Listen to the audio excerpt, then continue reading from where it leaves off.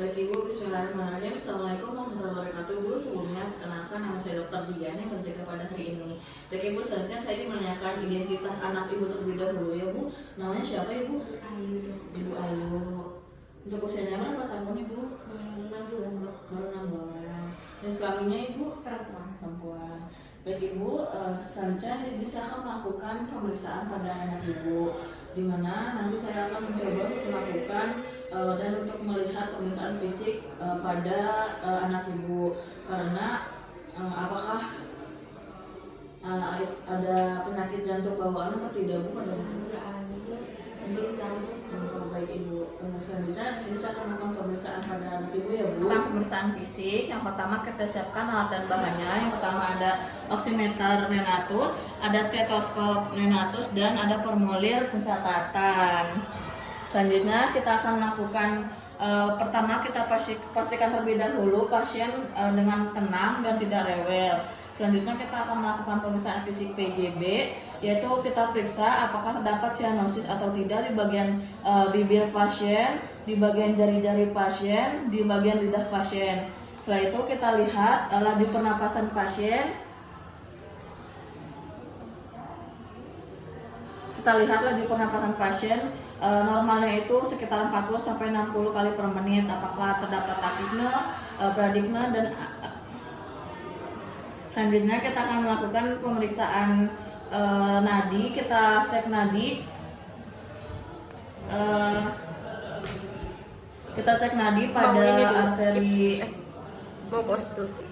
Selanjutnya kita akan melakukan pemeriksaan nadi. Yang pertama kita raba nadi di bagian brachialis, radialis, dan lakukan pada sisi yang sama.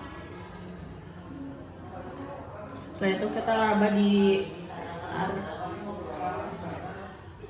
femoralis. Selanjutnya kita raba di dorsalis pedis. Selanjutnya kita akan melakukan pengukuran tekanan darah menggunakan metode Vals. Yang pertama kita siapkan terlebih dahulu tensinya.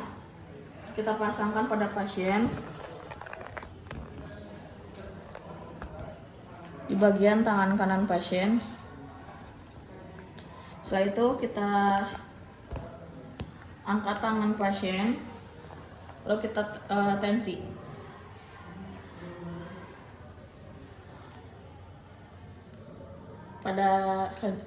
Selanjutnya pada pasien ini tensinya normal.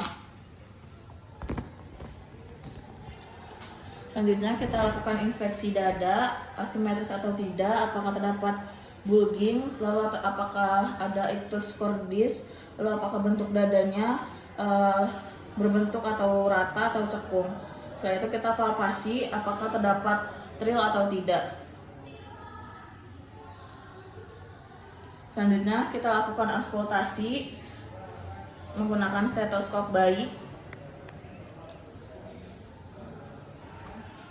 Kita di bagian aorta, di IC interkostal kedua kanan, lalu di interkostal 2 kiri, dan di interkostal keempat di bagian kiri bawah sternum. Selanjutnya di interkostal kelima di garis tengah midclavicular. Selanjutnya kita mengidentifikasi apakah terdapat suara murmur atau tidak. Selanjutnya kita akan melakukan evaluasi untuk pertimbangan pertumbuhan berat badan pada neonatus. Selanjutnya kita akan melakukan screening pulse oximetry menggunakan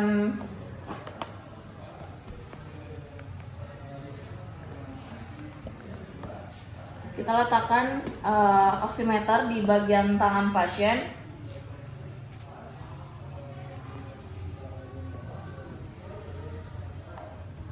Lalu kita ukur. Jangan pernah melakukan pengukuran oximetri nadi bersamaan dengan pengukuran tekanan darah. Selanjutnya kita nyalakan oximetri dan pastikan kulit bayi bersih dan kering. Selanjutnya kita di bagian tangan kanan kita akan melakukan oximetri, dan untuk pada bayi ini hasilnya normal. Selanjutnya kita akan melakukan pemeriksaan oximetri pada kaki pasien. Pastikan terlebih dahulu kakinya kering dan tidak basah.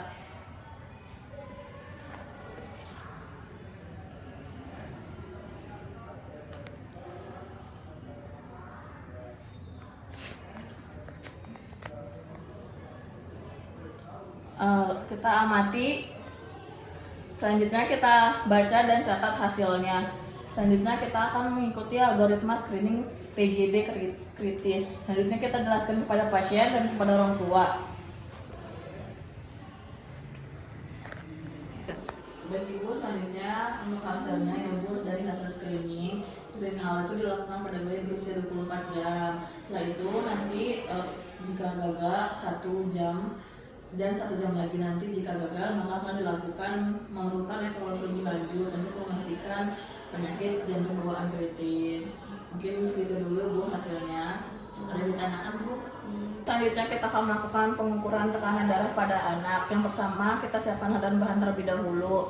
Untuk tekanan darah pada anak kita sesuaikan ukuran manset dan tensi pada anak. Itu ukurannya 0 sampai 1 tahun sekitar 5 cm, 1 sampai 5 tahun 7 cm, dan lebih dari 5 sampai 12 tahun 9,5 cm, dan 12 tahun itu sekitar 12,5 cm untuk ukuran mansetnya. Selanjutnya kita pastikan terlebih dahulu manometernya itu berfungsi. Selanjutnya kita pastikan pada pasien apakah mengkonsumsi obat-obatan seperti obat flu atau kafein atau epinefrin atau adinergic. Selanjutnya kita tanyakan pada pasien apakah sudah istirahat 5 menit. Jika belum maka kita suruh pasien duduk terlebih dahulu sekitar 5 menit. Selanjutnya kita lakukan pengukuran darah pada pasien. Yang pertama kita pastikan terlebih dahulu pasien duduk dengan rileks dan tangan ke arah posisi jantung dengan rileks. Lalu kita menggunakan tensi, tutup di bagian manset tangan kanan pasien dengan berjarak sekitar 3 cm dari siku atau pusat kubiti.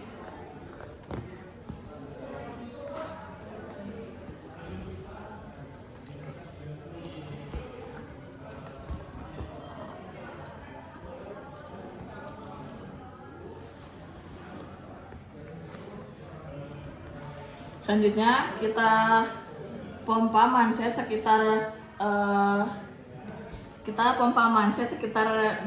mmHg sampai hilangnya nadi atau perabaan nadi. Kita pompa sampai ke hilangnya nadi. Selanjutnya kita tekan kita lihat tensinya. Selanjutnya kita tekan mansetnya. Kita turunkan secara perlahan sekitar 2-3 mmHg per detik. Selanjutnya kita pengukuran tensi dapat diulang jika ragu. Lalu kita akan menjelaskan hasilnya pada orang tua atau pasien.